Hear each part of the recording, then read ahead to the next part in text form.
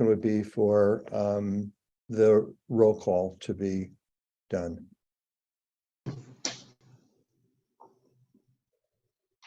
Okay. Kim Barrett, Present. Dan Bernal, George Blumenthal, Here. Maria Bonneville, Present. Linda Boxer, Present. Elena Flowers, Present. Judy Gasson, Here. Vito Imbasiani, Present. Stephen Julesgard, Present. Pat Levitt, Present. Linda Malkus, and Adriana Padilla. All right, we have a quorum and we can proceed. Thank you. So we have one item to consider, the performance management review forms for the president and CEO. And before we get to the motion to consider that, I just want to give some background, so the timeline of where we were and where we are now. So first, the CIRM policy about the president and CEO's annual review. The president reports to the ICOC and the chair of the ICOC. That's in documentation. There's an annual review. It's retrospective, and the review that will take place shortly is July 1st, 2022 to June 30th, 2023, inclusive. The performance review includes the survey, which we'll get to, a self-assessment and goal setting by the president and CEO, and the core of the folks who were participating in the review, which is the core is the survey, includes the president, includes board members, all board members, or their alternates, and the direct reports of president and CEO, excluding the executive assistant. In addition to the survey, the consultant, Susan Tinder-White, will invite individuals to participate in virtual individual interviews. That's going to be part of the process. That includes the board chair, the board vice chair, governance committee co-chairs, and all other subcommittee co-chairs, as well as the direct reports of the president, excluding the executive assistant. Now, these are invitations. They're voluntary in terms of the holding the virtual interviews. Let me give you a timeline for where we were. So there were consultants contacted and proposals submitted to the chair and vice chair of the board and the co-chairs of the governance committee. There was a determination made to engage Susan Tinder-White, who has over 30 years of experience with nonprofits, with other relevant organizations, and particularly related to HR, to evaluations, et cetera. And I think you can, you can find her website and you can read about her. The board chair, vice chair, and the governance co-chairs met with Susan on June 1st. We had a engaging conversation, went through the survey.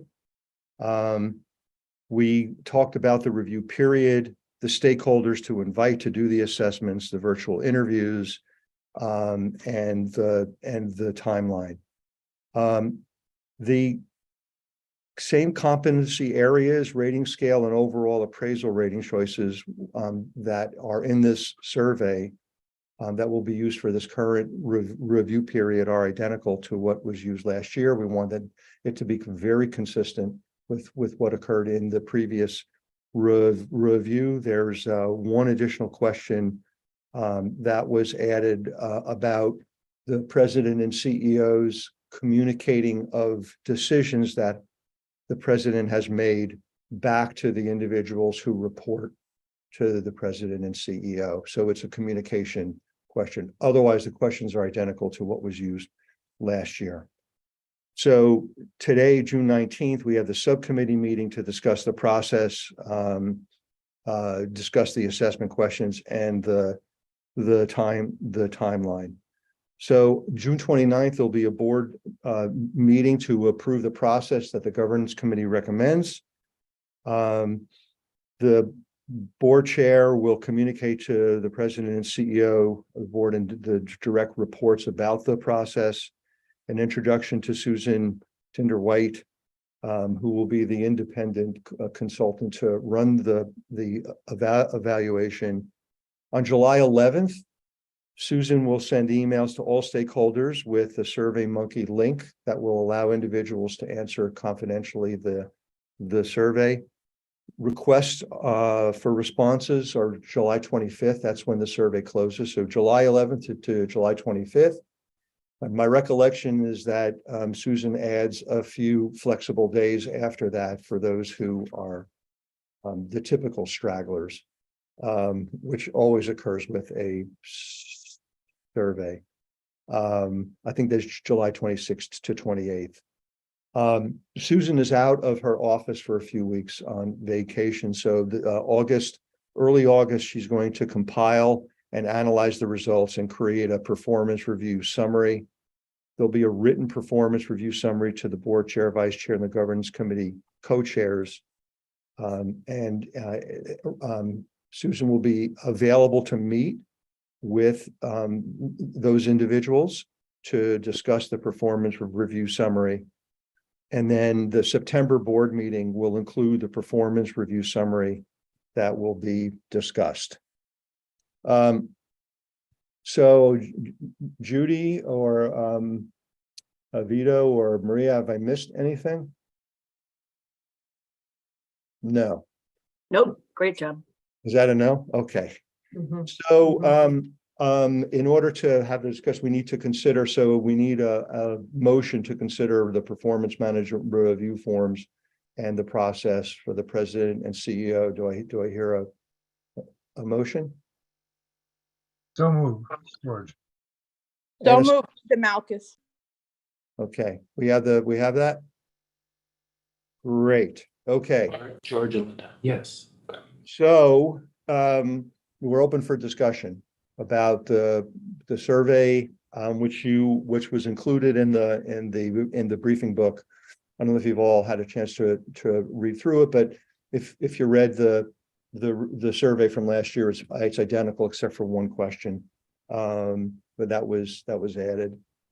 So happy to entertain comments. We have hands up from George, Steve, and Kim. Okay, George. So just a couple of really quick questions. Could you remind me, first question is, can you remind us how many direct reports the president currently has that would be taking the survey? And the second question was, last time we did this, could you remind us what percentage of the board actually responded to the survey? Okay. Maria, do you have that information? About the percentage that Well, responded? The percentage that responded, my recollection was over 70. Yes. It was over 70 or 75%. I don't remember Correct. the exact number. That's And correct. I don't actually know how many direct reports Maria has. Raphael can answer that question. Give me 2 seconds. Yeah, he's looking it up. Looking it up. Okay, very good, very, very good questions. So for any survey, anything in that range is considered a victory, as from my own experience, but others may have, similar or different experiences. While you're looking that up, George, It's not, I'm sorry, it's 9, Pat, sorry, I didn't want to interrupt. It's not 9 direct reports. 9 on the leadership team, correct? Is that Correct. what you are? And then but Mitra is also part of the review, correct? So that's 10? Are you asking me? No, that's just something we had discussed. So I wanted to just distinguish that that's included Okay. as well. Okay, Plus Mitra. George, is that helpful? Yeah, very helpful. Thank you. Great, okay. Judy, who was next? I didn't write it down. Steve Julesgaard and then Kim Barrett. So I want to talk a little bit about fiscal discipline, which is on pages 3 and carried over to the top of 4, at least on what I received. So one of the things that happens with Proposition 14 that didn't happen with Proposition 71 was actually appropriation of money for specific uses, i.e. $1.5 billion for the neuroscience area, or what I'll call the neuroscience area.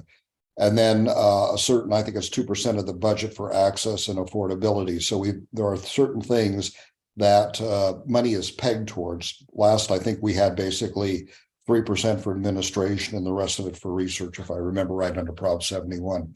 So I think, and this is just a suggestion on our part, but we might want to add one more line that basically talks about making sure that the budgeting process and the actual use of money follows the requirements of a Proposition 14. I mean, I think from my point of view, that's something, and I don't necessarily have that much more tenure on this board, but something that I'd like to see tracked as we go along. Just I know the state tracks the money out of those areas, but I think that's also a responsibility of the board to make sure that we're following whatever Proposition 14 requires. So beyond just having a responsible annual budget, it's maybe having a budget that aligns over time with the requirements of the allocation of money under Proposition 14. The other thing, and it's something that we really haven't done before, and I'm not suggesting we necessarily establish it right here and now, although it might be good as we go forward, is to think about what in the corporate world we would call a long-range plan. That is the proposed expenditure of money, not just for the next year, but over, let's say, a 3-year time horizon looking forward. So we kind of have a sense of how we're going to be spending money. And I raise that again because it relates to these various buckets, I'll call them, of money that are to be utilized under Proposition 14. So I just think in terms of fiscal discipline, there's maybe a little bit more that could be added to what we have on paper here. I'm glad George asked the question that he asked, and so then I have a question that basically follows on that. So Maria has 10 reports, as I understand it. 10 reports are a lawful lot of reports in my experience. 6 reports is a good number. I mean, and good by meaning, kind of at the top, maybe 7 at the absolute. But to have 10 is a lot of people to manage. So I note that. I'm not sure that. So that begs the question of whether we have the right structure. If Maria's got that many people reporting to her, whether there are people within that should be reporting to other people. It just concerns me a little bit. That's a lot of management that goes on that maybe could be delegated. So let me just leave it at that. Those are my comments.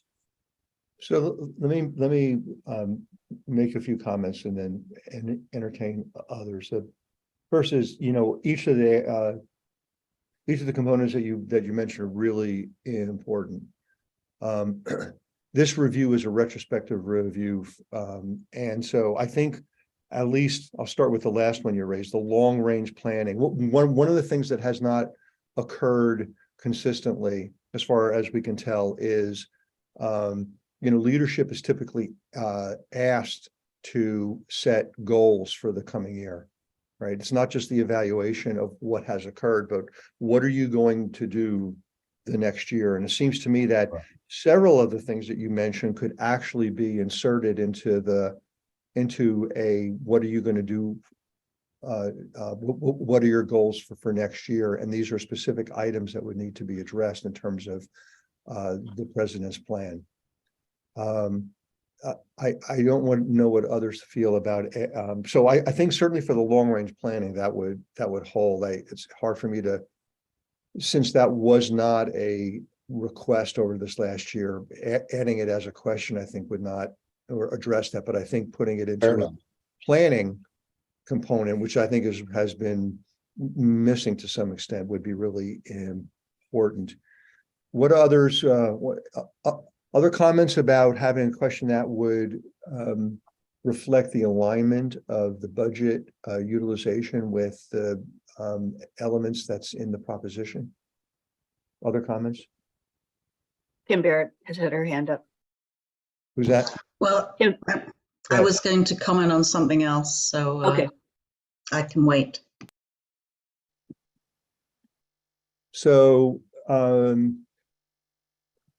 Vito, Maria, and Judy, we would have to take this back to Susan about if we wanted to structure a question around this, or if we wanted to put this into the goals for, Right. you know, that she would, that Maria would articulate. Right now, the survey doesn't.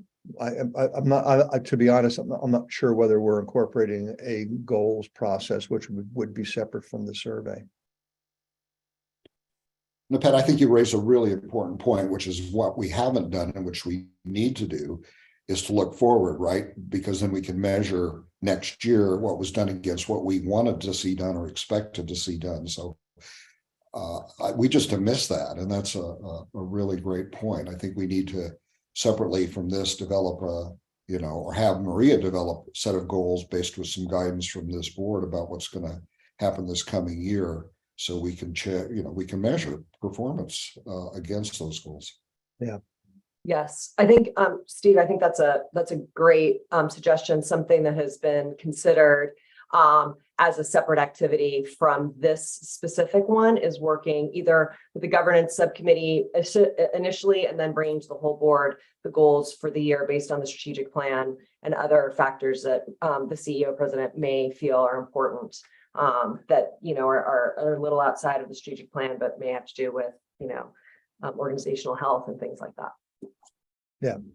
Yeah, I think we should. I think we should. I think that would be an important activity for us to engage in. It could be a separate activity from the retrospective valuation, but I think if we can get that done, it's basically identifying specific domains in which we would like Maria to articulate specific goals for the coming year, Steve, some of what you mentioned, or most of what you mentioned, could go into that process, which would be extremely helpful. I agree. I actually liked Steve's first suggestion, which I noted here, was to formulate a question around being sure that we're adhering to the specific language in Prop 71, which was not in the previous proposition. I also agree that 10 direct reports is a lot. And so in terms of the future activities of this committee, that might be something after we finish the survey to take a look at or have a discussion about whether that structure is sustainable. And Vito has his hand up. Vito?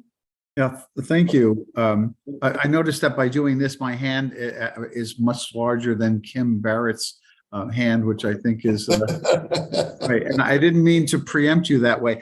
2 points.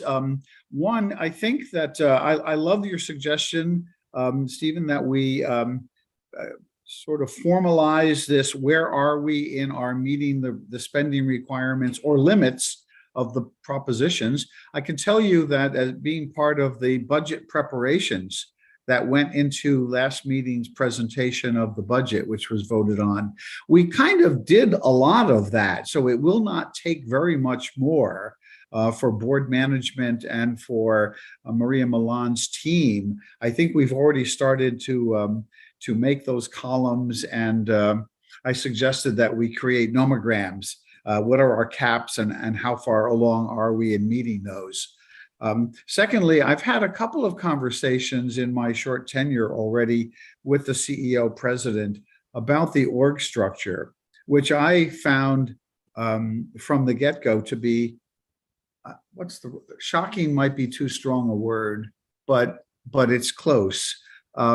In all the government entities that I've been part of, and in the military, the leader, if you will, never has that many direct reports coming in. And what is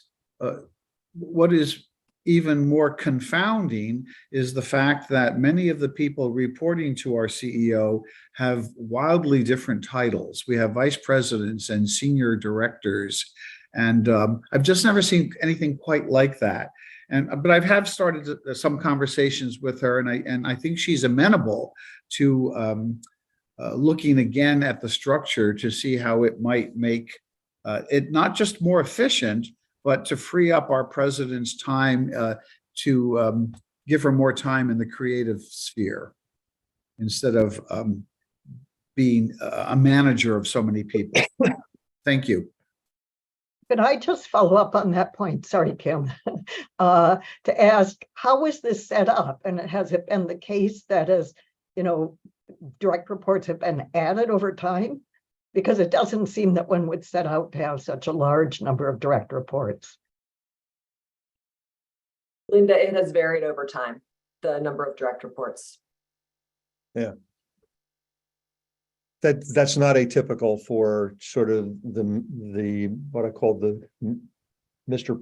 Potato Head approach to administration, where you just keep, adding stuff and it's in the wrong place, and the eyes are coming out of the ear and all that kind of stuff. And you watch a 3-year-old do it, and so it's administrative drift. So I think this committee is the committee to consider how to examining the current state and then making recommendations about how it might be changed to be more efficient, helpful for the president and CEO in terms of altering the current state of direct reports as well. So we can take that up as another item at another meeting. So Kim, you've been patient.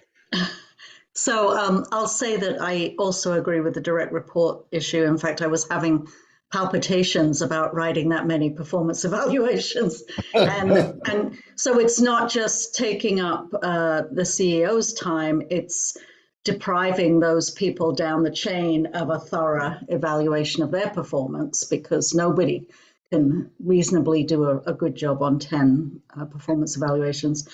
But then I noted in the sort of context that you gave us, Pat, that the executive assistant is explicitly excluded from any comments. And I just wondered why that was, because I think we can all, or many of us can identify colleagues who are very effective and cordial with their so-called peers, but don't necessarily treat their executive assistant as well. And I think it's sort of along the lines of, I've forgotten the precise quote, but it's like, no man is a hero to his valet or something. So I wondered where that came from and why. It's I don't know what the decision was. I wasn't on the board when it started, but it was definitely part of what the review process was the previous year. When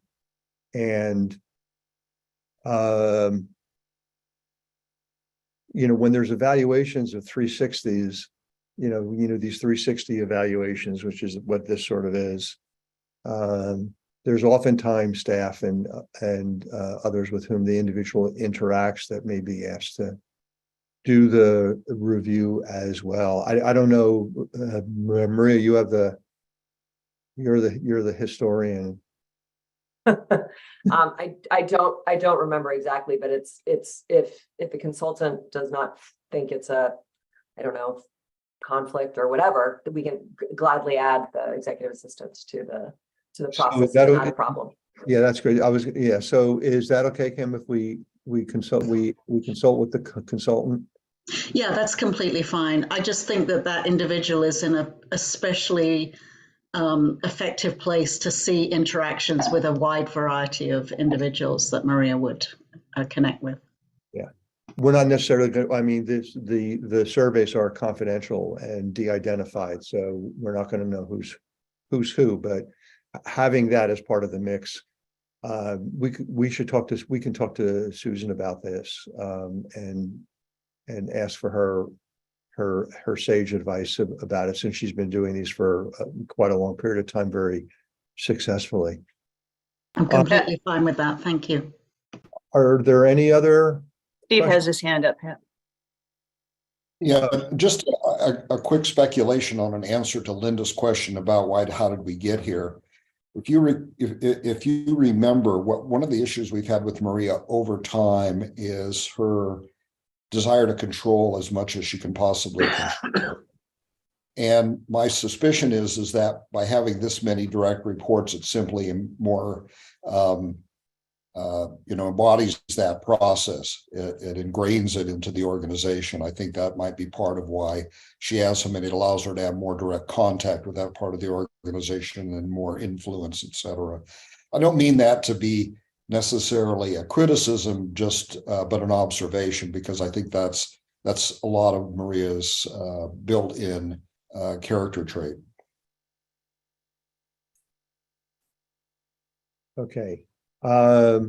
Since I can't see it, I don't see any other hands raised.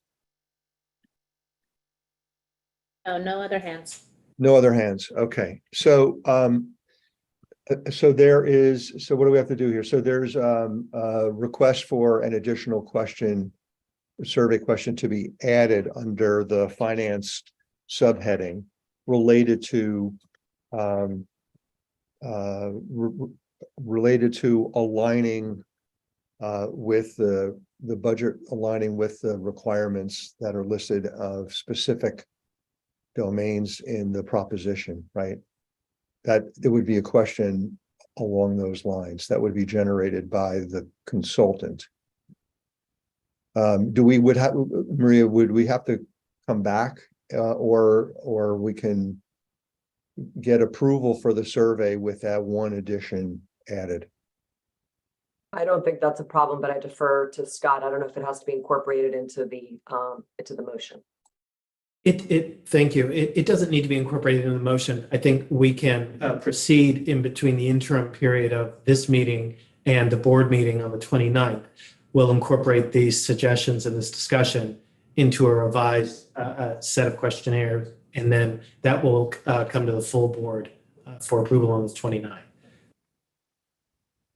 Great. Okay. So we're ready to vote. Is that what we're doing? We just need to ask if there's any public comment. Any public comment? There are none. Pat. Okay, then I think we're ready to call the roll for the vote. Okay. Kim Barrett, Aye. George Blumenthal, Yes. Maria Bonneville, Yes. Linda Boxer, Yes. Elena Flowers, Yes. Judy Gasson. Yes. Oh, there you go. Vito Imbasciani, Yes. Steve Julesgaard, Yes. Pat Levitt, Yes. Linda Malkus. Yes. The motion carries, Pat. Okay. So I want to thank everybody for doing due diligence and obviously having read the survey and the details before this meeting. That was great. It really facilitated the discussion and coming to this outcome in terms of the approval of the performance management review form with the addition of of another financial question that we'll send to you before